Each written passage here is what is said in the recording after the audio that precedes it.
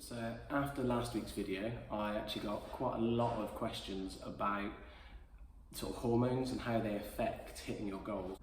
And it sort of comes to light that actually quite a lot of females don't understand how their menstrual cycle will affect them during exercise, and that actually at different points within the cycle you're going to be able to do different things and it's going to affect you in different ways. So I thought I'd make a video about that. There are loads of things that your menstrual cycle can affect when it comes to exercise.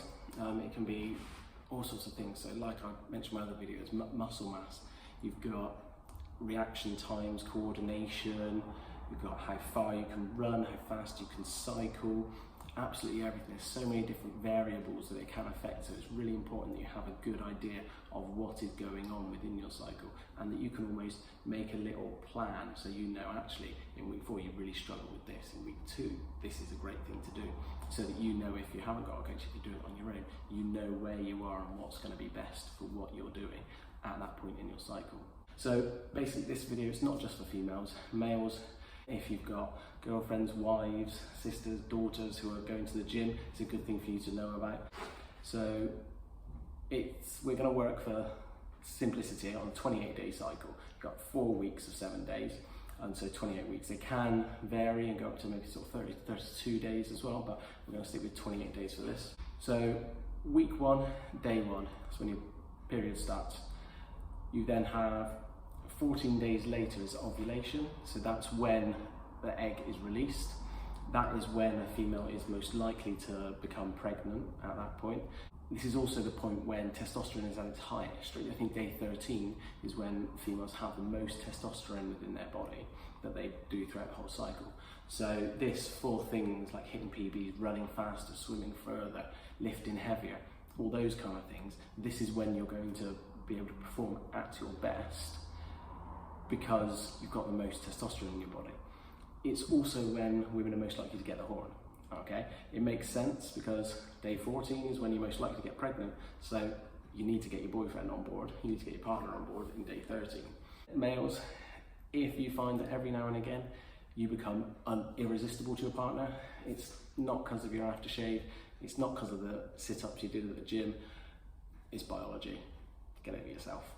So this is why it's important not to worry about if you can't hit the same weight 2 weeks later. So if you come in and you've squatted a new personal best 50 kilograms on day 13, and then you come in on day 22 and you can't lift the same amount, obviously your hormones have changed, so you're not going to be able to lift the same amount, so you shouldn't worry too much about that. What you want to try and do is make sure that when you're tracking your PBs, you only compare week 2 to week 2, week 1 to week 1, week 4 to week 4.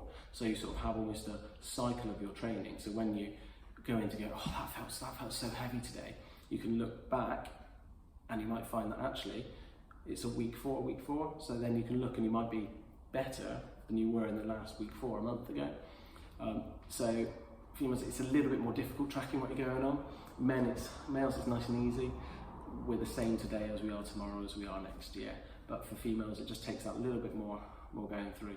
I expect we've all had those workouts where you've gone in and everything has just felt easy. You've gone out for a run and you've hit new speeds you didn't realise you could, distances. You've got on your bike, you've gone further than you ever have done. It just felt easy.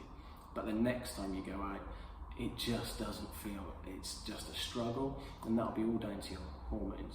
After ovulation, you go into week 3 and week 4. This is where the body prepares itself for being pregnant. The body assumes that it's going to be pregnant, that you got pregnant when you've ovulated, and so the walls of the uterus start to thicken, and your body's preparing for creating a baby.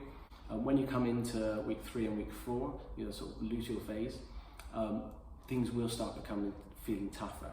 That's when your body, it's building up for that pregnancy, it's going to almost nesting mode, especially week 4, that's when your sort of PMS will start.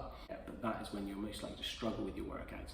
And to be honest, that's where you're most likely to get injured if you're trying to push yourself too hard. When you come into week 4, that's when you probably might want to come away from free weights and use more machines, just drop those weights down and just protect your body that little bit more, rather than try to push on through that week 4 as well to increase what you're doing. Then when you get to day 28, if that egg hasn't been fertilised, that's when your uterus sheds the lining and the period starts on day 1 again.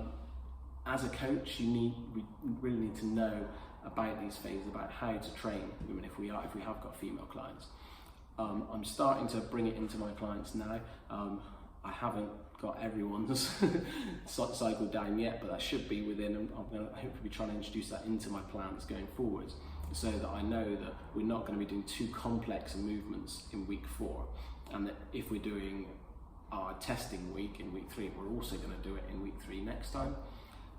So I actually, for my male clients, we have a nice easy 10-week program, test week 1, test at the end, nice and simple. Whereas with my female clients, they might not know this, but I do a 9-week program.